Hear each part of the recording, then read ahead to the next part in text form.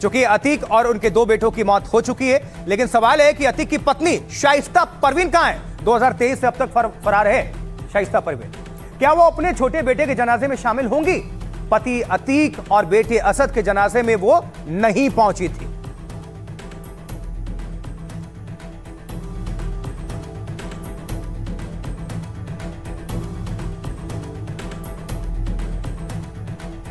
आइए जरा जो डिटेल्स हैं अतीक की पत्नी शाइस्ता परवीन को लेकर वो आपके सामने रखते हैं।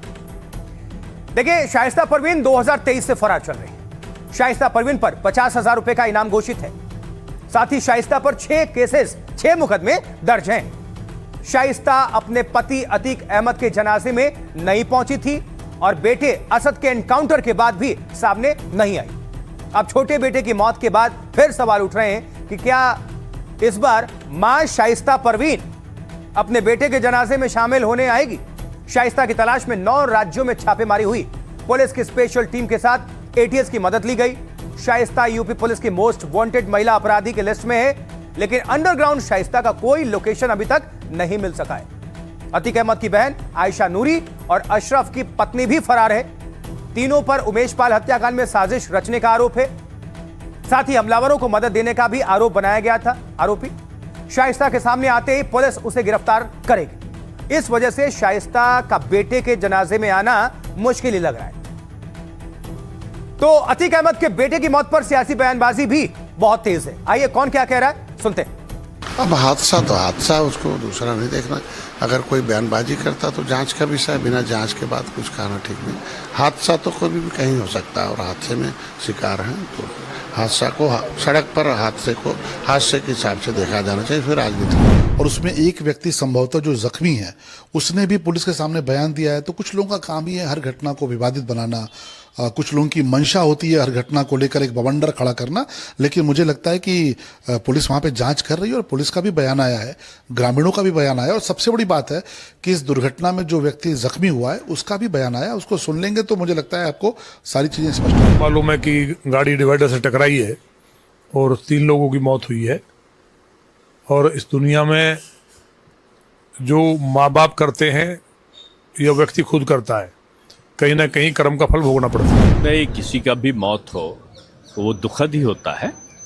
और अब जो प्राकृतिक या ईश्वरीय जो घटनाएं होती हैं, निश्चित रूप में किसी का भी मृत्यु हो वो दुख का ही कारण बनता है। आगे बढ़ते हुए अब बात आज की अगली बड़ी खबर की। तो देखिए, मॉनसून सत्र में कैसे हंगामा बरसा वो भी दिखाएंगे, लेकिन पहले बात करेंगे कैसे राहुल गांधी की गूंज और सांसद रवि किशन के खास मौन व्रत पर कैसे बवाल मचा है। तो लंबे इंतजार के बाद दिल्ली में तेज बारिश हुई तो संसद भवन में भारी हंगामे और बवाल के बीच गृह मंत्री अमित शाह की एंट्री हुई। जो विपक्ष पहले अमित शाह की गैर मौजूदगी पर सवाल उठा रहा था। देखिए, झांसी के खिल्ली गांव में यह सड़क हादसा हुआ। कार से जांच टीम को 2 उपन्यास भी मिले हैं, जैसा कि आपको ने बताया। ये किताबें इसको सुरक्षित रखा गया और चूंकि अपने भाई से अपने जेल में मिलने जा रहा था, हो सकता है किताब भाई के लिए लेकर जा रहा।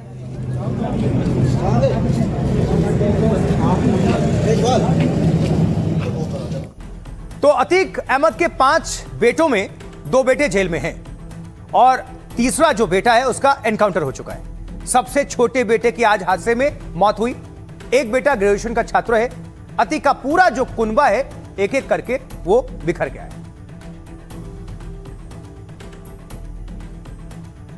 ये जो अभी आप तस्वीर देख रहे हैं इस वक्त, ये 2023 की तस्वीर है। आपको याद होगी जब माफिया अतीक को कैमरे के सामने ही गोली मार दी गई थी। अतीक अहमद के साथ उसके भाई अशरफ को भी गोली मार दी गई थी।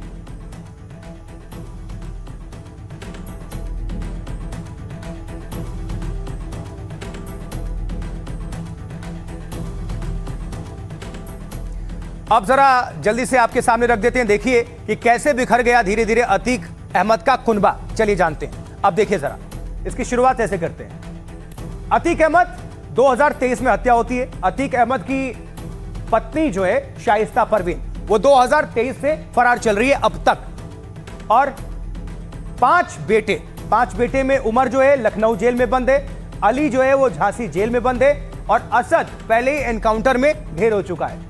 अहजम ये ग्रेजुएशन का छात्र है जो अभी मात्र जो जीवित अभी है अतीक अहमद के बेटे में, वो यही आजम।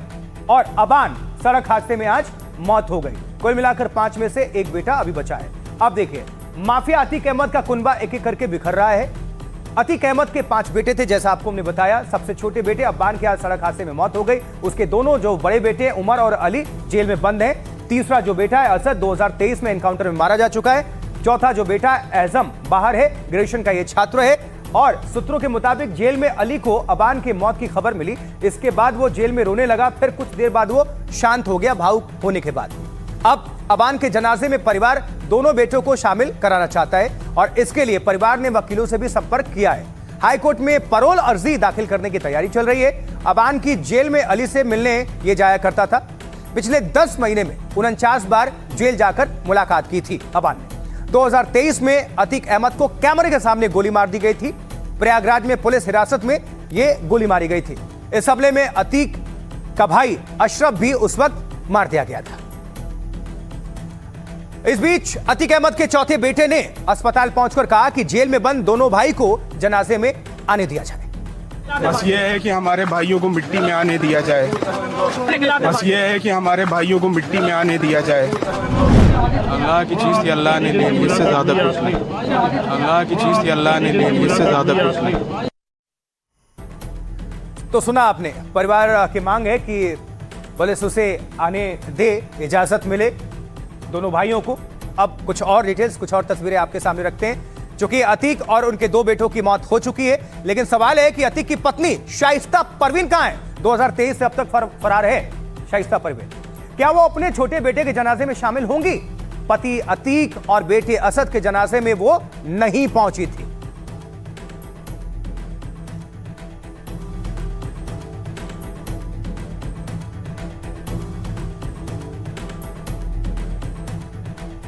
आइए जरा जो डिटेल्स हैं अतीक की पत्नी शाइस्ता परवीन को लेकर, वो आपके सामने रखते हैं। देखिए, शाइस्ता परवीन 2023 से फरार चल रही है। शाइस्ता परवीन पर 50,000 रुपए का इनाम घोषित है।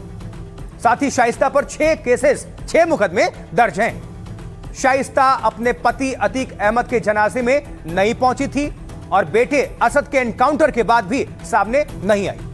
अब छोटे बेटे की मौत के बाद फिर सवाल उठ रहे हैं कि क्या इस बार मां शाइस्ता परवीन अपने बेटे के जनाजे में शामिल होने आएगी? शाइस्ता की तलाश में 9 राज्यों में छापेमारी हुई। पुलिस की स्पेशल टीम के साथ एटीएस की मदद ली गई। शाइस्ता यूपी पुलिस की मोस्ट वांटेड महिला अपराधी की लिस्ट में है, लेकिन अंडरग्राउंड शाइस्ता का कोई लोकेशन अभी तक नहीं मिल सका है। अतीक अहमद की बहन आयशा नूरी और अशरफ की पत्नी भी फरार है। तीनों पर उमेश पाल हत्याकांड में साजिश रचने का आरोप है। साथ ही हमलावरों को मदद देने का भी आरोप बनाया गया था। आरोपी शाइस्ता के सामने आते ही पुलिस उसे गिरफ्तार करेगी। इस वजह से शाइस्ता का बेटे के जनाजे में आना मुश्किल ही लग रहा है। तो अतीक अहमद के बेटे की मौत पर सियासी बयानबाजी भी बहुत तेज है। आइए कौन क्या कह रहा है, सुनते हैं। अब हादसा तो हादसा, उसको दूसरा नहीं देखना। अगर कोई बयानबाजी करता तो जांच का विषय, बिना जांच के बाद कुछ कहना ठीक नहीं। हादसा तो कोई भी कहीं हो सकता है और हादसे में शिकार हैं तो हादसा को सड़क पर हादसे को हादसे के हिसाब से देखा जाना चाहिए, फिर राजनीति। और उसमें एक व्यक्ति संभवतः जो जख्मी है उसने भी पुलिस के सामने बयान दिया है। तो कुछ लोगों का काम ही है हर घटना को विवादित बनाना। कुछ लोगों की मंशा होती है हर घटना को लेकर एक बवंडर खड़ा करना। लेकिन मुझे लगता है कि पुलिस वहां पे जांच कर रही है और पुलिस का भी बयान आया है, ग्रामीणों का भी बयान आया। और सबसे बड़ी बात है कि इस दुर्घटना में जो व्यक्ति जख्मी हुआ है उसका भी बयान आया। उसको सुन लेंगे तो मुझे लगता है आपको सारी चीजें स्पष्ट। मालूम है कि गाड़ी डिवाइडर से टकराई है और 3 लोगों की मौत हुई है।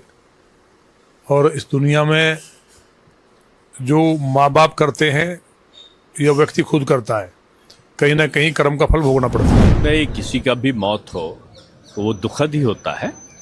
और अब जो प्राकृतिक या ईश्वरीय जो घटनाएं होती हैं, निश्चित रूप में किसी का भी मृत्यु हो वो दुख का ही कारण बनता है।